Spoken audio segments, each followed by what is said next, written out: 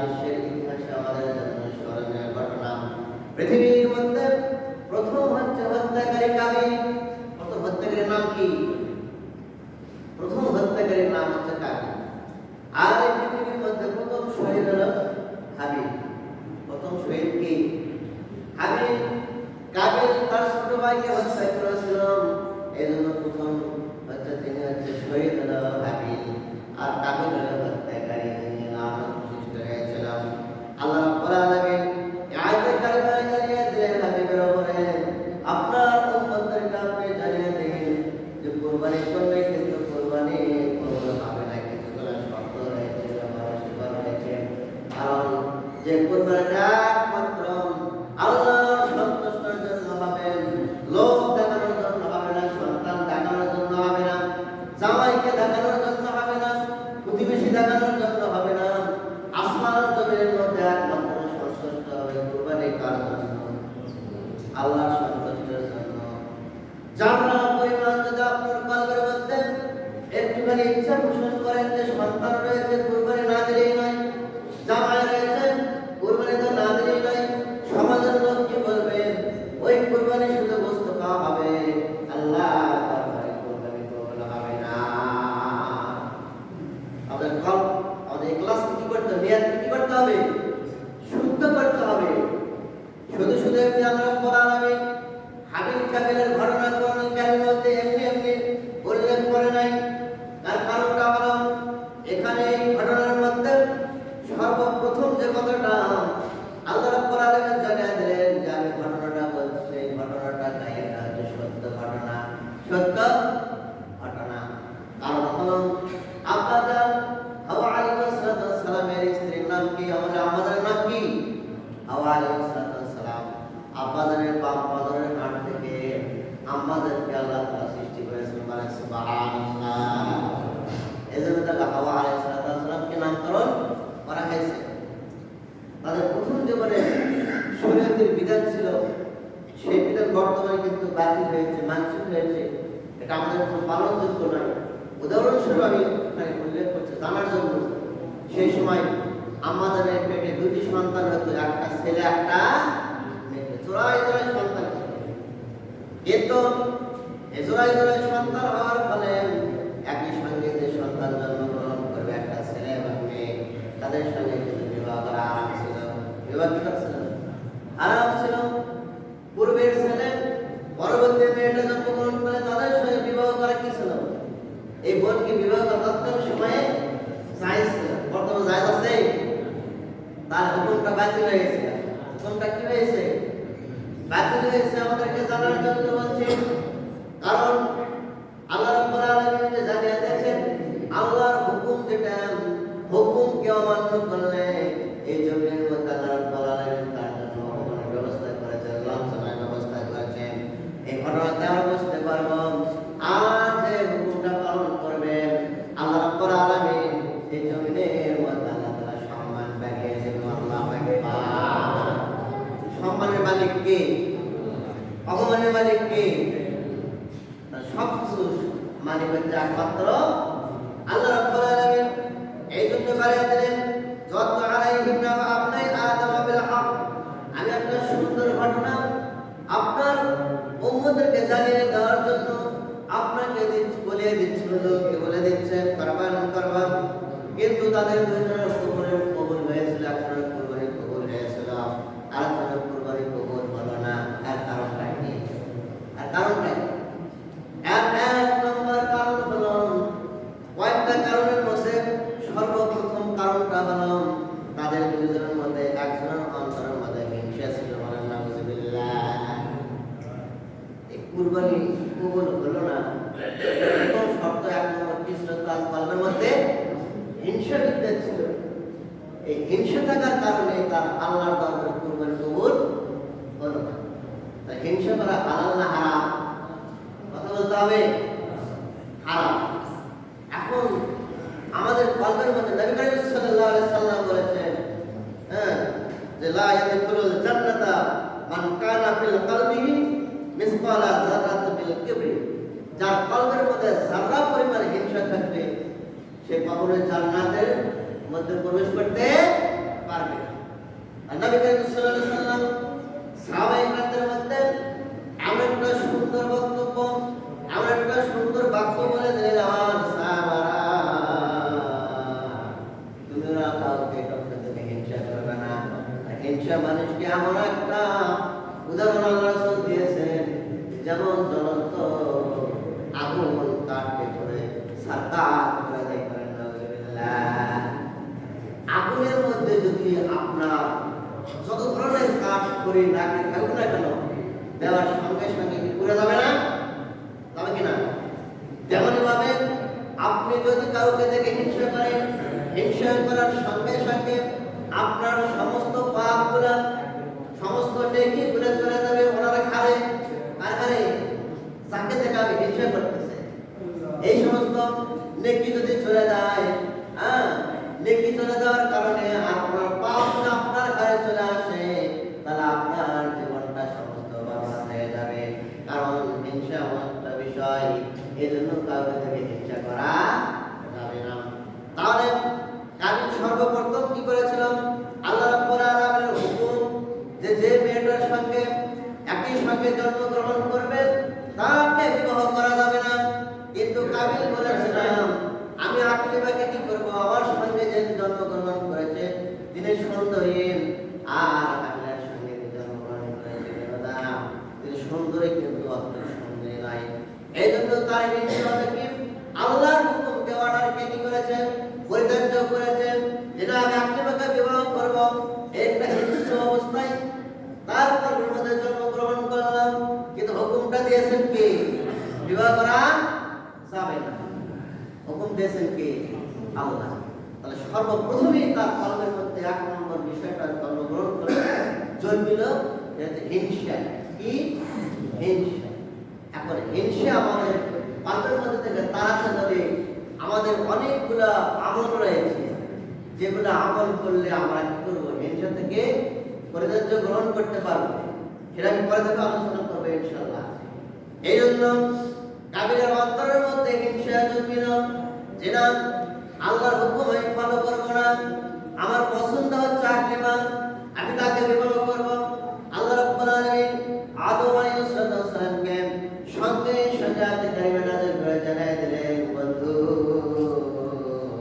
আপনার দুটো সন্তানকে আপনি কুরবানি করতে বলেন, যার কুরবানি আল্লাহর দরবারে কবুল হবে তার সঙ্গে আকলিমার বিবাহ হবে। আল্লাহু আকবার। প্রথম হুকুম আল্লাহ দিলেন, বিবাহ করা যাবে না। কার হুকুম? এটা প্রথম হুকুম দিলেন আল্লাহ। দ্বিতীয় স্টেপে হুকুম দিলেন, তাদেরকে দুইজনকে কি করতে হবে?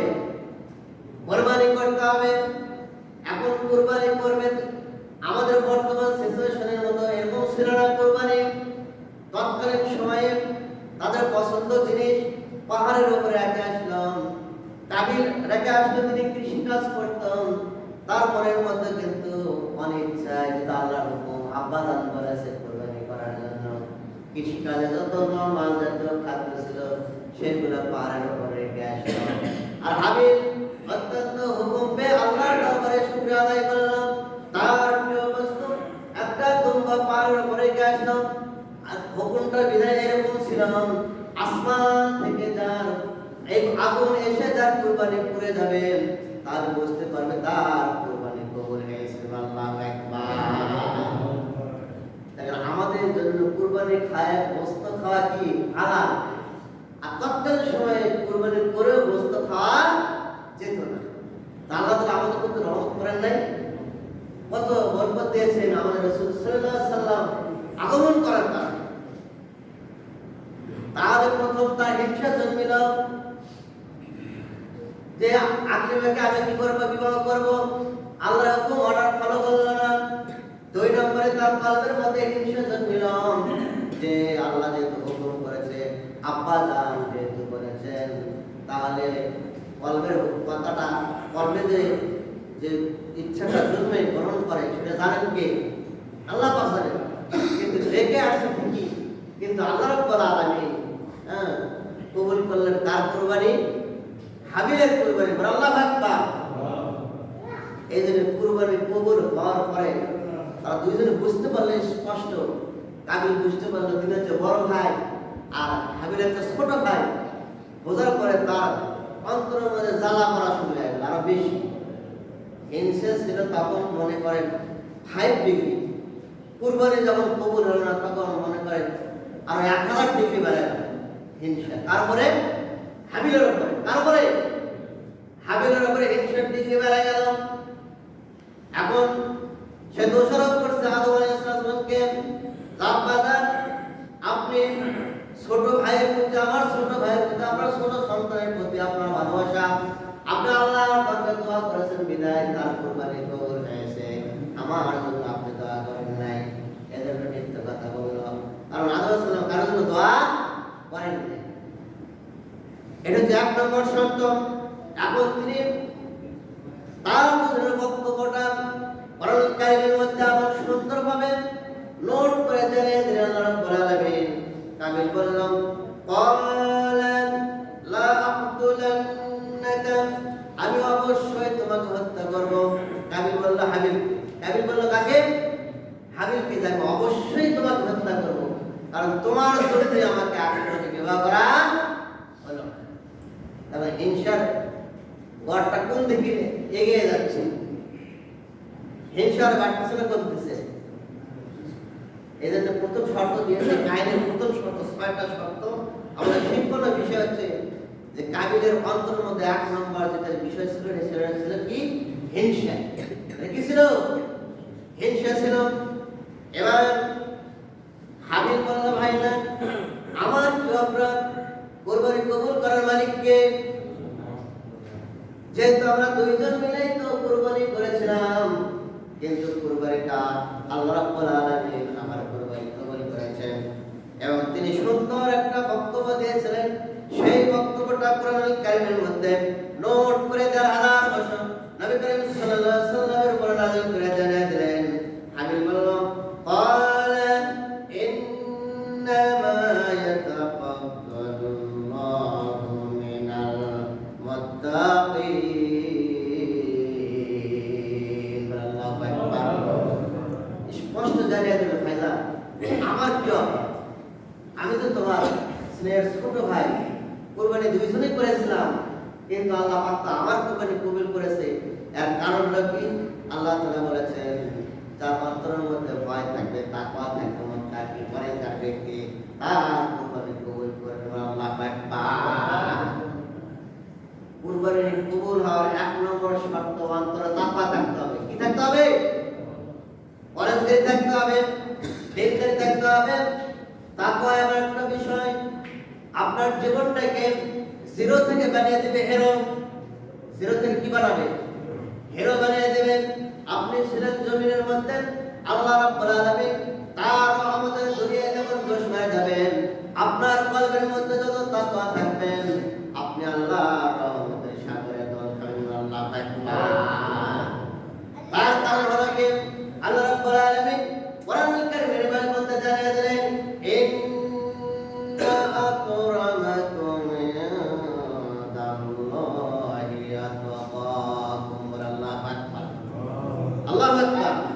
আল্লাহ তাআলা জানিয়ে দিলেন, জমিনের মানুষেরা শোনো, এই পৃথিবীর মধ্যে আমার নিকট কোন ব্যক্তি আমার নিকট সবচেয়ে প্রিয়, আমি কাকে বেশি ভালোবাসি, আমি কাকে বেশি মহব্বত করি, আমার রহমতের কোলে তাকে আমি টেনে নেই, সেই ব্যক্তিটা হলো, আমি ঘোষণা করলাম, হে আল্লাহ, যার অন্তরের মধ্যে তাকওয়া বেশি। আল্লাহু আকবার।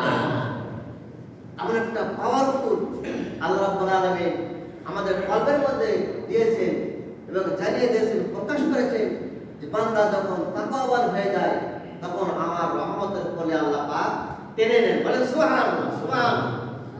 একটা গুরুত্বপূর্ণ বিষয়। আপনি ইবাদত করছেন, তাকওয়া নাই, আপনি রোজা রাখছেন, তাকওয়া নাই, আপনি জিকির করছেন, তাকওয়া নাই, আপনি কুরবানি করছেন, তাকওয়া নাই। এক কথায় যত ইবাদত বন্দেগী করবেন, যদি আপনার কলবের মধ্যে আল্লাহর ভয়, তাকওয়া, পরহেজগারি, দিনদারি না থাকে, তাহলে সেই ইবাদত বন্দেগী আল্লাহর দরবারে কবুল হবে না।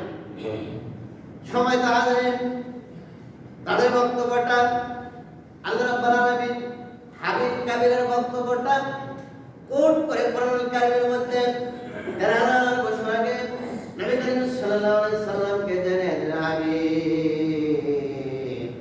এই ঘটনাটা আপনার উম্মতকে আপনি জানিয়ে দেবেন, কারণ তার পূর্বে আমি কবুল করেছিলাম আর তার পূর্বে আমি কবুল করেছিলাম না।